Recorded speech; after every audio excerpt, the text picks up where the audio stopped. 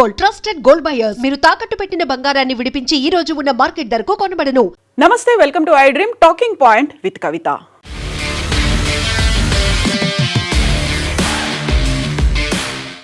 Ban corruption, not connection.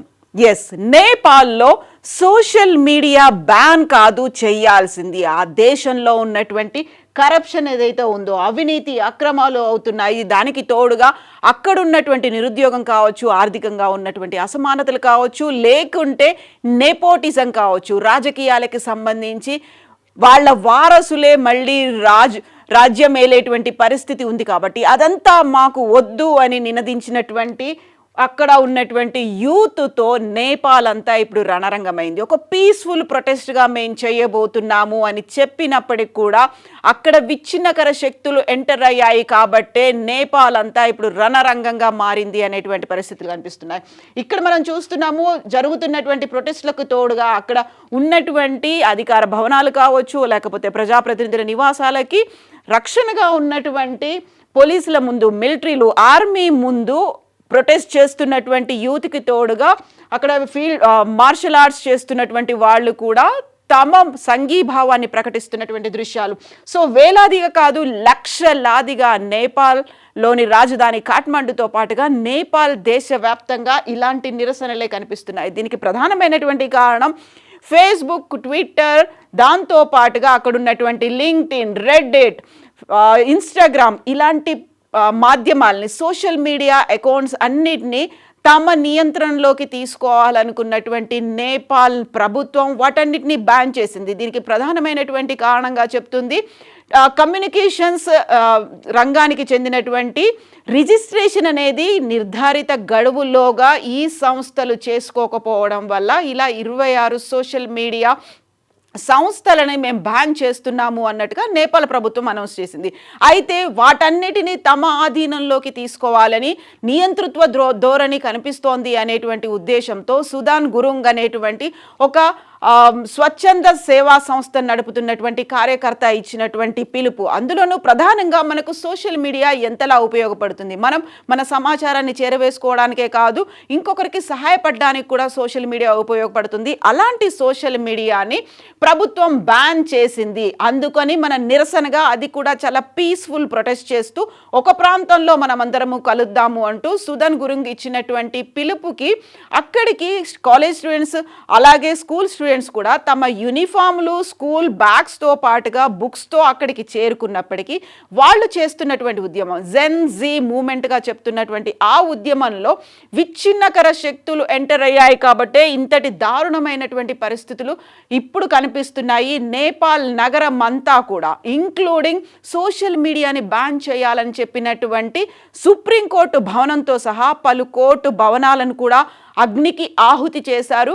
అటు రాష్ట్రపతితో పాటుగా అక్కడ ఉన్నటువంటి ప్రధానమంత్రులు కావచ్చు, ప్రతిపక్ష నాయకులు కావచ్చు, కేంద్ర మంత్రులు, ఎంపీలు, వీళ్ళందరి నివాసాలు ప్రతిపక్షమా లేకుంటే ప్రభుత్వ పక్షమా ఇలాంటిది ఏది చూడకుండా ప్రతి అధికార ప్రతినిధితో పాటుగా అధికారిక భవనాలకి సంబంధించి నిప్పు పెడుతున్నారు. అక్కడ ఉన్నటువంటి ఆస్తుల్ని ధ్వంసం చేస్తున్నారు. దీనికి ఇప్పుడు జెన్జీ మూమెంట్తో పాటుగా ఇంకొక మూమెంట్ కూడా మొదలైంది. అందులో stop nepotism in politics, nepo కిడ్స్ని బ్యాన్ చేయాలి, నెపో బేబీస్ని ఇక్కడికి రాకుండా చేయాలి. రాజకీయాలనేవి లేకుంటే ప్రభుత్వం అనేది పాలన కేవలం కొన్ని కుటుంబాలకి మాత్రమే పరిమితమైంది, అది కాదు మాకు కావాల్సింది అనేటువంటి ఒక ఉద్యమం జెన్జీ మూమెంట్తో పాటుగా బ్యాన్ నెపో కిడ్ మూమెంట్ అనేది కూడా యాడ్ అవడంతో ఇప్పుడు దేశవ్యాప్తంగా దగ్ధం అవుతోంది. అక్కడ రక్తసిక్తమైనటువంటి పరిస్థితులు కనిపిస్తున్నాయి. జరుగుతున్నటువంటి అల్లర్లలో 22 మంది చనిపోయారు, 300 మందికి పైగా గాయపడ్డారని ఇప్పటికైతే అధికారికంగా వస్తున్నటువంటి సమాచారం. ఈ అల్లర్ల నేపథ్యంలోనే ప్రధానమంత్రి ఓలీ రాజీనామా చేశారు. అక్కడి నుంచి ఆయన పారిపోతారు, దుబాయ్కి వెళ్ళిపోతారు అనేటువంటి వార్తలు కూడా వినిపిస్తున్నాయి. ఇక మరోవైపు ఇంత పెద్ద ఎత్తున అల్లర్లు జరుగుతూ ఉండడంతో అక్కడున్నటువంటి మంత్రులని కూడా వీధుల్లో అలాగే ఎక్కడ పడితే అక్కడ వారిని తరిమి కొడుతున్నటువంటి దృశ్యాలు కూడా కనిపిస్తున్నాయి. వీరి నుంచి బయటపడడానికి అక్కడ ఉన్నటువంటి మంత్రులు లేకుంటే అధికారులకు సంబంధించి అప్పటికప్పుడు రెస్క్యూ టీమ్స్ అలర్ట్ అవుతున్నాయి. ఆర్మీ కూడా రంగంలోకి దిగింది. వారిని హెలికాప్టర్లలో సురక్షితమైనటువంటి ప్రాంతాలకి, బంకర్లకి తరలిస్తూ ఉన్నారు. ఇలాంటి ఉద్రిక్తమైనటువంటి వాతావరణంలో ఇక్కడ ప్రస్తుతం మనం చూస్తున్నాము. ఇలా ఈ విజువల్లో పరిగెత్తుతున్నటువంటి వ్యక్తి, కింద పడిపోయినటువంటి వ్యక్తి కేంద్ర మంత్రి, ఆర్థిక శాఖ మంత్రిని కూడా పట్టుకొని కొడుతున్నటువంటి దృశ్యాలు మనం ఇక్కడ చూస్తున్నాం. ఇలా ఏ ఒక్కరిని వదిలిపెట్టకుండా అధికారిక భవనాలే కావచ్చు, ప్రభుత్వంలో ఉన్నటువంటి ప్రజాప్రతినిధులు కావచ్చు, వాళ్ళందరినీ ఇలా వీధుల వెంట పరిగెత్తిస్తూ కొడుతూ, లేకపోతే వాళ్ళ బట్టలు చింపుతూ నానా హంగామా చేస్తున్నటువంటి అక్కడ ఉద్యమకారులు కనిపిస్తున్నారు. కాకపోతే పీస్ఫుల్గా జరగాల్సినటువంటి ఒక ప్రొటెస్ట్ కాస్త విచ్ఛిన్నకర శక్తుల చేతుల్లో పడింది కాబట్టి అది దారి తప్పింది అనేటువంటి మాట సుదాన్ గురుంగ్ చెప్తున్నప్పటికీ కూడా అది తీవ్రమైనటువంటి రూపం దాల్చింది. ఇలాంటి పరిస్థితుల్లే మన ఇరుగు పొరుగు ఉన్నటువంటి దేశాల్లో కూడా కనిపించాయి. 2022లో శ్రీలంకలో కూడా ఇలాంటి పరిస్థితి కనిపించింది. ఆ తర్వాత బంగ్లాదేశ్లో ఆ పరిస్థితి కనిపించింది. ఇప్పుడు ప్రస్తుతం నేపాల్లో కూడా కనిపిస్తుంది. అక్కడ ఉన్నటువంటి అవకతవకలు కావచ్చు, అక్రమాలు కావచ్చు, లేకపోతే ఒక పారదర్శకత లోపించడం అనేది, దీంతో పాటుగా అక్కడున్నటువంటి యువతకి నిరుద్యోగం, ఉద్యోగ అవకాశాలు లేకపోవడం, ఇవన్నీ కూడా ఒకదానికొకటి యాడ్ అయిన తర్వాత ఇలాంటి ఉద్రిక్తకరమైనటువంటి పరిస్థితులు ఏర్పడ్డాయి. అండ్ మేము ఇక్కడ చాలా క్లియర్గా ఎవరైతే గాయపడ్డారో, ఎక్కడైతే అగ్నికి ఆహుతులు అవుతున్నటువంటి భవనాలు ఉన్నాయో, లేకుంటే మరణించిన వారి విజువల్స్ని మేము చూపించదలుచుకోలేదు. ఎందుకంటే అది మీడియా ఎథిక్స్కి వ్యతిరేకంగా ఉంది కాబట్టి వాటన్నిటిని మేము చూపించదలుచుకోలేదు. కాకపోతే అక్కడ ఉన్నటువంటి వేరీస్ అవర్ ట్యాక్స్ మనీ, మేము కట్టినటువంటి డబ్బంతా ఎక్కడ పోతోంది అనేటువంటి నిరసనకారులు, ఉద్యమకారులు నేపాల్లో రోడ్ల మీదకి వెల్లువలా వచ్చినటువంటి దృశ్యాలు అయితే కనిపిస్తున్నాయి. గతంలో నేపాల్కి సంబంధించి చూసుకుంటే నేపాల్లో రాచరిక వ్యవస్థే కనిపించేది. రాజులే నేపాల్ని రాజ్యమేలే వాళ్ళు, వారి ఆధ్వర్యంలోనే ప్రభుత్వం కూడా నడిచేది. ఆ తర్వాత అది కాస్త మెల్లిమెల్లిగా మావోయిజం వైపు వెళ్ళింది. ఆ తర్వాత ప్రజాస్వామ్యం వైపు వస్తుంది అనుకున్న దశలో ఇప్పుడు సడన్గా మేము కమ్యూనిస్టులము అనేటువంటి భావన కూడా కలుగుతోంది. ఒకప్పుడు హిందూ దేశంగా ఉన్నటువంటి నేపాల్ని హిందూ దేశం కాస్త పేరు మార్చి మేము సెక్యులర్ అని చెప్పినప్పటికీ కూడా అది సెక్యులర్ భావనలు కాకుండా కమ్యూనిజం భావనలు ఉన్నాయి అనేటువంటి అభిప్రాయం నేపాల్లో చాలా చోట్ల వినిపిస్తుంది. ఈ దశలోనే ఇప్పుడు మాకు మళ్ళీ రాచరిక వ్యవస్థ కావాలి అని వినిపిస్తున్నటువంటి నినాదాలు కూడా అక్కడ కనిపిస్తున్నాయి. మేము కట్టినటువంటి ట్యాక్స్ మనీ అంతా ఎక్కడ పోతుంది అనేటువంటి అభిప్రాయం అక్కడ వ్యక్తమవుతోంది. అది ఆగ్రహావేశాలకు కూడా దారి తీసినటువంటి పరిస్థితి ఇక్కడ మనకు కనిపిస్తోంది. సో ఇక్కడ యూత్ అని లేదు, లేకుంటే చిన్న పెద్ద అని కూడా లేదు, ఆడామగ లేదు, ప్రతి ఒక్కరూ రోడ్ల మీదకి వచ్చి నిరసన చేస్తున్నటువంటి దృశ్యాలు. ఇందులోనే ప్రధానంగా ప్రచండతో పాటుగా దేవ్బా, ఆ తర్వాత ఓలీ, ఈ వరుసగా వస్తున్నటువంటి ప్రధానమంత్రుల ఇళ్ల మీద కూడా అటాక్ చేసినటువంటి దృశ్యం. గతంలో అక్కడ ప్రధానిగా పనిచేసినటువంటి ఇంటి మీద కూడా, ఒక ప్రధాని ఇంటి మీద కూడా, మాజీ ప్రధాని ఇంటి మీద కూడా అటాక్ చేయడంతో ప్రధాని భార్య కూడా ఈ అగ్నికీలలకి సజీవ దహనం అయిపోయింది అనేటువంటి విజువల్స్ కూడా వస్తున్నాయి.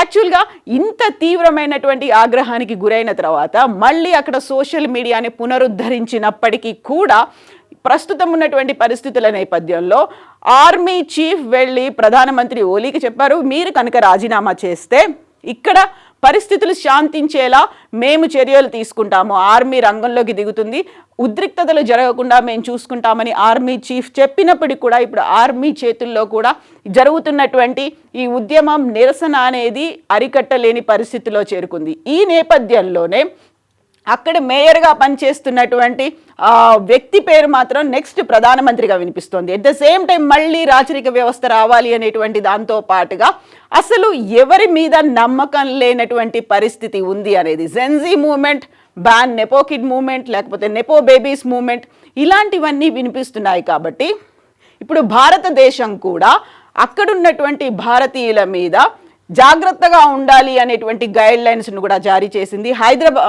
ఢిల్లీ నుంచి కాఠ్మండూకి వెళ్ళేటువంటి విమానాలన్నింటినీ రద్దు చేసింది.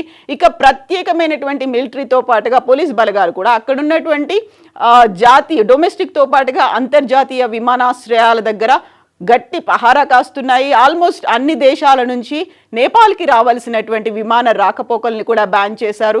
మిగతా ఆస్తులన్నీ ధ్వంసమైపోయాయి. అటు కోర్టు హాల్ దగ్గర నుంచి ప్రతి ఒక్క భవనం, అధికారిక నివాసాలు, అధికారిక భవనాలు అన్ని దగ్ధమైపోతున్న నేపథ్యంలో ఉన్నటువంటి విమానాశ్రయాలనైనా కాపాడుకోవాలి అనే ఉద్దేశం ఇప్పుడు అక్కడ ఉన్నటువంటి రష్యాతో అక్కడ ఉన్నటువంటి ఆర్మీ అండ్ మిలిటరీ పోలీసులు జాగ్రత్త చర్యలు తీసుకుంటున్నారు. ఇక అక్కడ ఉన్నటువంటి భారతీయులకు సంబంధించి వాళ్ళెవరూ రోడ్ల మీదకి రావద్దు, సురక్షితంగా ఇళ్లలోనే ఉండాలి అనేటువంటి ఆదేశాలని కూడా భారతదేశ ప్రభుత్వం ఒక గైడ్లైన్స్ని జారీ చేసింది. అక్కడ ఉన్నటువంటి ప్రస్తుతం ఉన్నటువంటి పరిస్థితుల్ని ఎప్పటికప్పుడు అంచనా వేస్తోంది. యాక్చువల్గా ఇంత పెద్ద స్థాయిలో ఉద్యమం జరగడం శ్రీలంకతో పాటుగా బంగ్లాదేశ్ తర్వాత ఇప్పుడు నేపాల్కి సంబంధించి ప్రతి చోట కూడా ఇదే రాచరిక వ్యవస్థ అనేది కనిపిస్తుంది, లేకుంటే నెపోటిజం ఇన్ పాలిటిక్స్ అనేది కనిపిస్తున్నాయి.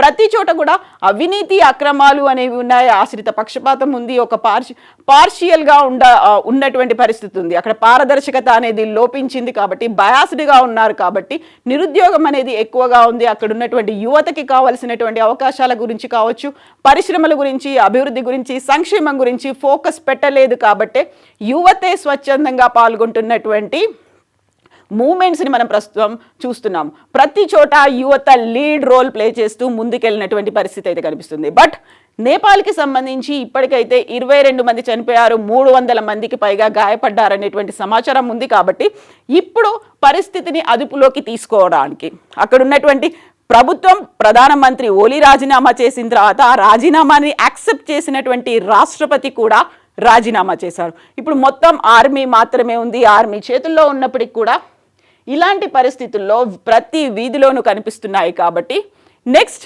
తక్షణంగా ముందుకొచ్చి ఎవరైతే ఒక శాంతించేటువంటి ప్రయత్నాలు చేస్తారో, యాక్చువల్గా ఇమ్మీడియట్గా ప్రభుత్వ ఏర్పాటు అనేది కూడా ఉండాలి. రాజ్యాంగ సంక్షోభం కూడా జరుగుతోంది కాబట్టి అక్కడ ఉన్నటువంటి ప్రభుత్వం ఇప్పుడు క్రైసిస్లో పడిపోయింది, నేపాల్ క్రైసిస్లో పడిపోయింది. కాబట్టి వారిని శాంతింపచేసేటువంటి ప్రయత్నాలు కూడా మొదలు పెట్టాల్సినటువంటి అవసరం ఉంది. ఎట్ ద సేమ్ టైం ప్రజలు ఎవరినైతే కోరుకుంటున్నారో అటు ప్రతిపక్షము, ఇటు ప్రభుత్వం పక్షం, అధికార పక్షము అన్నిటినీ వ్యతిరేకిస్తూ వస్తున్నారు. కాబట్టి అందరికీ సమన్వయంతో పనిచేసే ఒక న్యూట్రల్ పర్సన్ కోసం అయితే ప్రధానమంత్రిగా ఎన్నుకోవడానికైతే చర్చలైతే జరుగుతున్నాయి. బట్ వాటికి ఎంత సమయం పడుతుంది? రోజులు గడుస్తున్నాయి. ఇప్పటికి 3 రోజుల నుంచి అక్కడ ఉన్నటువంటి ఆగ్రహం, ఆవేశాలు అయితే చల్లారలేదు. బట్ కొంతకాలం పడుతుంది. కాకపోతే చేయాల్సినటువంటి చర్యలు ఇరు దేశాలతో పాటుగా భారతదేశం కూడా అక్కడున్నటువంటి చర్యల్ని సమీక్షిస్తోంది.